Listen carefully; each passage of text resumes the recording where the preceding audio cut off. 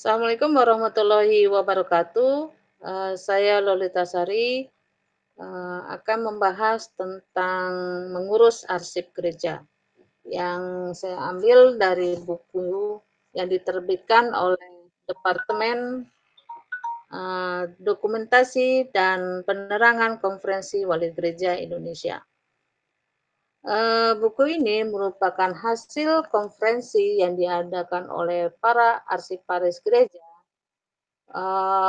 untuk menjadi suatu pedoman atau penetapan ya yang dalam pengelolaan arsip gereja. Dalam buku ini dijelaskan bahwa arsip gereja tidak hanya penting untuk generasi-generasi mendatang, tetapi juga sangat penting untuk generasi saat ini. Sebagai bahan informasi, bahan pertimbangan untuk penetapan kebijakan atau pengambilan keputusan dan sebagai bukti secara langsung maupun tidak langsung. Kemudian digambarkan dalam pengurusan arsip gereja bahwa dalam membuat suatu pedoman dalam pengurusan arsip gereja, mereka pertama kali itu mengadakan suatu konferensi, mempertemukan semua calon yang mengurus arsip keuskupan atau tarekat untuk mendapatkan masukan dari para pakar kearsipan dan sejarah gereja. Dan juga dalam konferensi ini memberikan peluang untuk tukar pikiran dan pengalaman dengan rekan-rekan sesama pengurus arsip yang berjuang sendiri-sendiri di tempat masing-masing. Itu tadi bahwa dengan adanya tukar pikiran dan tukar pikiran sesama arsiparis, baik arsiparis di lingkungan gereja maupun para pakar-pakar kearsipan di Indonesia, maka gereja berusaha untuk menyusun pegangan kearsipan gerejawi. Dalam buku ini terbit pada tahun 2006, mereka masih mengacu kepada pemahaman arsip masih mengacu pada Undang-Undang Kearsipan tahun 1971. Sebab ke Undang-Undang Kearsipan terbaru itu terbit pada tahun 2009. Artinya adalah bahwa pegangan buku ini atau gereja sudah berusaha untuk menyusun arsipnya itu sebelum terbitnya undang-undang yang terbaru, yaitu tahun 2009 tentang kearsipan nomor 43. Dalam pengurusan arsip gereja, mereka juga menetapkan beberapa pasal-pasal yang menyangkut tentang kearsipan secara umum, dan kemudian nanti akan disesuaikan dengan kearsipan yang ada di gereja. Yang pertama adalah mengenai pengertian arsip. Pengertian arsip secara umum dijelaskan bahwa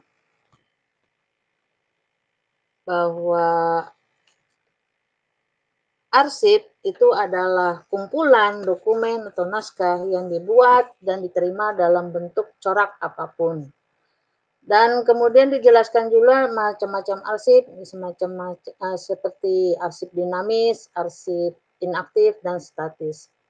Kemudian dijelaskan juga apa sih pengertian dari arsip gereja. Arsip gereja adalah kumpulan naskah yang menyangkut kehidupan menggereja. Kemudian ada pengertian arsip gereja atau keuskupan adalah dijelaskan di sini adalah kumpulan naskah yang menyangkut kehidupan keuskupan dan unit-unitnya dalam arti seluas-luasnya. Dan arsip tarekat adalah kumpulan naskah yang menyangkut kehidupan tarekat. Jadi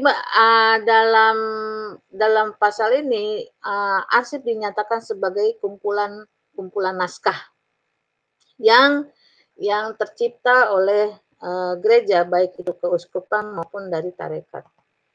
Kemudian di sana juga dibahas tentang perbedaan arsip, perbedaan arsip sebagaimana kita tahu bahwa arsip dinamis yaitu arsip yang selalu yang dikelola secara langsung, yang secara langsung, dan kemudian arsip itatif ketika dia masa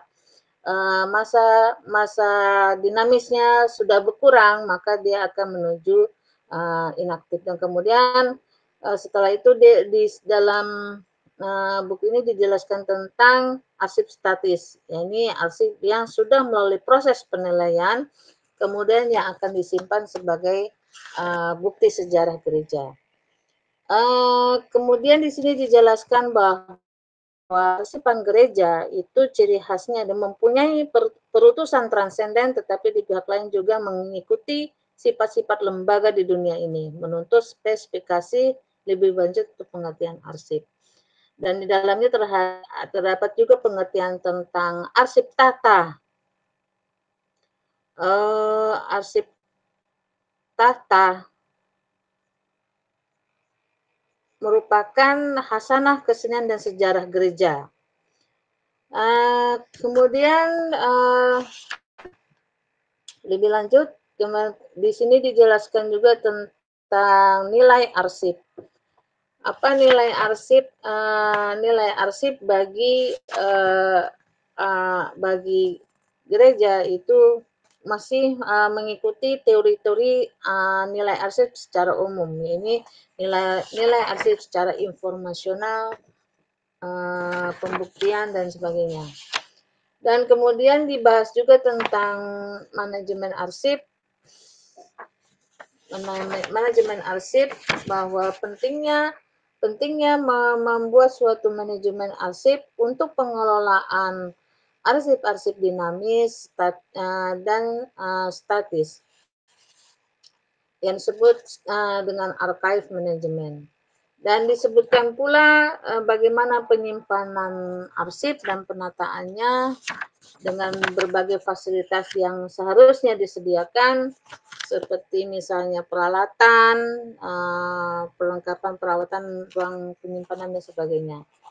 Dan dibahas pula tentang penyusutan, kemudian pemeliharaan dan perawatan, pengamanan, dan penggunaan dan pelayanan dan penyelamatan arsip. Dan selain itu dibahas juga tentang sistem yang akan dipakai oleh pengelola arsip di gereja itu ada 5 sistem, yaitu sistem melalui sistem abjad, pokok, nomor, tanggal, dan wilayah, atau bisa juga menggunakan kombinasi sistem. Kemudian untuk penyelamatan arsip, maka dibahas pula tentang bagaimana untuk pencegahan kearsipan dan untuk menghindari kerugian. Dengan melengkapi lingkungan fisik di ruangan arsip, yaitu dengan melihat suhu udara, kelembapan, dan sinar lampu, dan debu, dan diperlukan kebersihan untuk menghilangkan dari sisa-sisa makanan atau debu. Kemudian dibahas pula tentang pencegahan kerugian, yaitu yang dikhawatirkan adanya pencurian, penyobekan, atau perampokan, pembakaran, dan kerusuhan, atau kelalaian dari pengelola arsip itu sendiri. Nah, fasilitas yang dibahas dalam pengurusan arsip juga membahas di dalamnya tentang arsiparis. Bahas juga tentang kode etik. Kode etik arsiparis yang dimana bahwa Kode etik otomatis dia berkaitan dengan manusianya, artinya pengelolanya. Jadi Arsiparis ini sebaiknya itu memiliki sesuai kode etik ya, memiliki komitmen penuh, dedikasi, berusaha sekuat tenaga melakukan segalanya yang perlu untuk menyelamatkan atau memelihara arsip. Dan di era modernisasi seperti ini, maka otomatis pengelola arsip tidak hanya memikirkan arsip secara manual, tetapi juga harus memikirkan bagaimana pengelolaan arsip secara komputerisasi. Misalnya ada arsip-arsip bersifat email, email dan bisa saja juga memikirkan arsip-arsip yang semulanya manual, kemudian dialih mediakan menjadi digital. Untuk semua itu tidak pengelola juga diperlukan untuk melakukan diklat atau pendidikan kearsipan yang biasanya itu ada di Italia, Jerman, Filipina, dan Indonesia. Nah, untuk Indonesia ini biasanya ANRI itu Arsip Nasional Republik Indonesia itu mengadakan pelatihan-pelatihan khusus yang berkenaan tentang pengelolaan arsip. Apakah diklat itu berkenaan tentang arsip dinamis ataupun arsip statis. Nah, di sini pengurus gereja sudah memikirkan hal itu. Jadi artinya pengelola arsip pun sebagian besar itu mungkin tidak berlatar belakang kearsipan, tetapi kemungkinan besar berlatar belakang sejarah. Namun perlu memanage pengelolaan arsip, maka diperlukan pendidikan. Salah satunya adalah melalui yang diselenggarakan oleh ANRI sebagai pusat pelatihan, pusat pembinaan, dan pusat pengembangan kearsipan. Dan dikarenakan buku ini berasal dari masukan-masukan para arsiparis untuk membuat suatu pedoman yang akan ditaati oleh pengurus gereja, maka terdapat beberapa masukan dari para ahli kearsipan, diantaranya adalah Mona Lohanda. Mona Lohanda itu memberikan masukan bahwa dalam memahami arsip itu perlu juga difahami tentang fungsi arsip dalam administrasi, lembaga penciptanya maupun dalam hal penggunaan secara umum. Kemudian ada Edi Kristianto membahas tentang penulisan sejarah gereja atau keuskupan. Nah, Edi berpendapat bahwa penulisan sejarah bukan hanya memperhatikan aspek rohani pastoral saja, melainkan harus mengindahkan dimensi politik, sosial, ekonomi, dan budaya.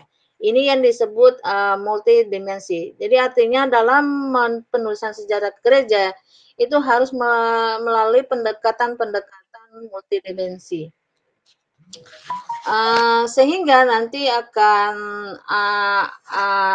memerlukan beberapa data dalam penyusunan sejarah keuskupan, misalnya dalam konteks geografis, historis, dan keadaan sosiopolitis, ekonomi, dan kultur wilayah tempat keuskupan berada, mata pencarian umat, dan masyarakat setempat. Jadi data-data dalam data-data geografis historis ini sangat diperlukan untuk penulisan sejarah keuskupan.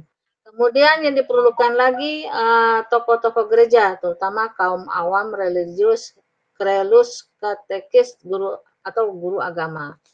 Dan kemudian yang data yang diperlukan lagi adalah peristiwa-peristiwa terpenting yang dianggap bersejarah dengan kriteria mengapa peristiwa itu dipandang bersejarah, yang akhirnya nanti akan menjadi arsip statis atau arsip yang mengenal sejarah. Kemudian membahas pula perkembangan jumlah warga. Ini penting, data ini penting bagi gereja karena akan mengetahui berapa banyak jumlah jamaatnya di gereja. siapa-siapa saja dan juga pekerjaannya apa sehingga bisa berkontribusi untuk pengembangan gereja. Kemudian usaha-usaha inkulturasi dalam liturgi gereja, arsitektur, simbol-simbol yang dipakai dalam kepribadatan. Nah, artinya simbol-simbol yang ada di gereja itu merupakan suatu arsip yang perlu dipikirkan dalam penyusunan sejarah keuskupan. Kemudian menghayati pluralisme, kontak dengan kepercayaan atau agama lain, etnik, latar belakang. Mengungkap hubungan dengan yang ilahi, spiritualitas lokal atau devosi folklore, bentuk-bentuk kepedulian pada sesama dan lingkungan. Kemudian data lainnya yang diperlukan adalah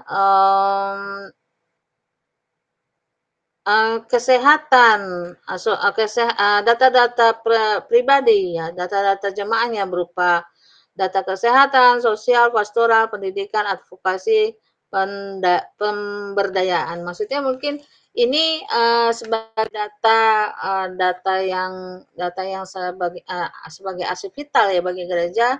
Siapa-siapa sih jemaahnya sehingga jemaatnya sehingga gereja akan mengklasifikasikan jemaahnya berdasarkan pendidikannya dan berdasarkan sosialnya untuk meningkatkan aktivitas dan pemberdayaan di gereja.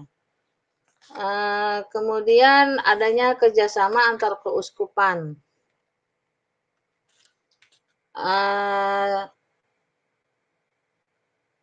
Dan sumber-sumber keuangan dan pengelolaannya.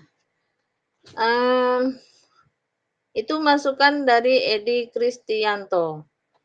Kemudian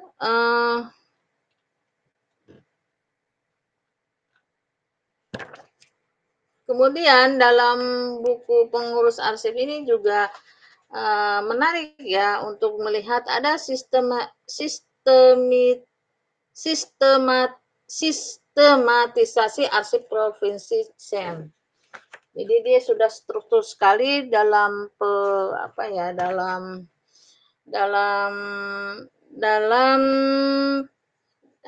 dalam struktur-struktur yang ada di gereja.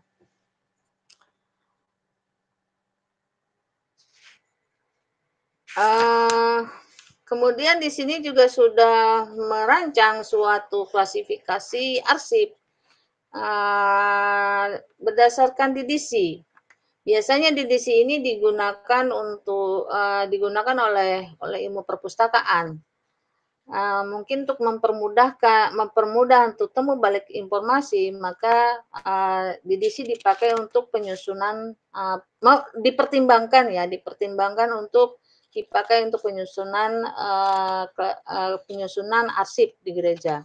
Misalnya contohnya klasifikasi primer, misalnya kelas 100 itu untuk kuria generalat CM, 200 provinsi CM Indonesia, 300 provinsi CM lain, 400 keuskupan, 500 tarekat lain, 600 lembaga-lembaga lain. Dan kemudian klasifikasi sekundernya 00 organisasi struktur pedoman umum, 10 sejarah perkembangan laporan-laporan aktivitas dan perkembangan, 20 laporan dan notulen, musyawarah rapat-rapat organisasi, instruksi keputusan.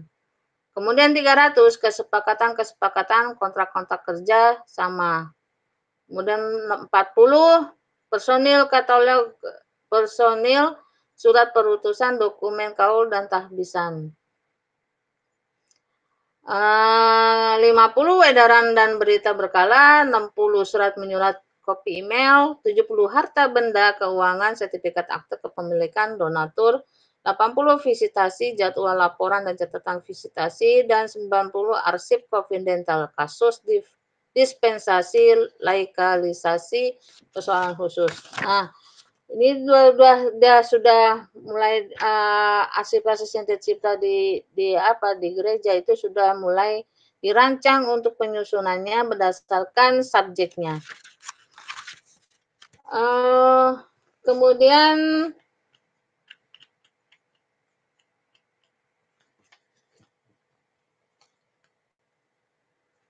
ada salah satu contoh yang menarik di sini, misalnya ada pengurus arsip gereja juga sudah memikirkan adanya arsip-arsip di luar gereja yang dikelolanya. Misalnya ini di sini ada lembaga-lembaga lain. Lembaga-lembaga lain juga sudah terstruktur, sudah diklasifikasikan arsip-arsipnya berdasarkan kegiatannya. Misalnya contoh ini lembaga gereja ini ada arsip yang berkaitan dengan kunjungan, jadwal laporan dan catatan kunjungan. Kemudian terdapat juga laporan keuangan. Salah satu contoh untuk kearsipan gereja yang dikemukakan oleh Piet Go Ochrom itu ada arsip amanat kepada Kongres 1 Perhimpunan untuk Kearsipan Gereja. Dan ada juga terdapat arsip amanat Paulus 6. Ya, itu mungkin yang bisa saya sampaikan. Artinya adalah bahwa segala bentuk arsip yang tercipta di dalam suatu rumah ibadah itu penting atau perlu untuk dikelola kearsipannya berdasarkan klasifikasi sehingga temu baliknya itu mudah. Kemudian harus memikirkan pula arsip-arsip yang bersifat sejarah, bersifat statis, yang akan dijadikan bahan penelitian bagi para peneliti atau mungkin dibutuhkan oleh jamaahnya. Dan kalau merujuk kepada teori yang dikemukakan oleh August itu August menyatakan ada namanya teori religious archive. Nah, di sana disebutkan bahwa arsip-arsip yang timbul itu di gereja itu sudah dilakukan sejak abad 18. Sejak abad 18 dan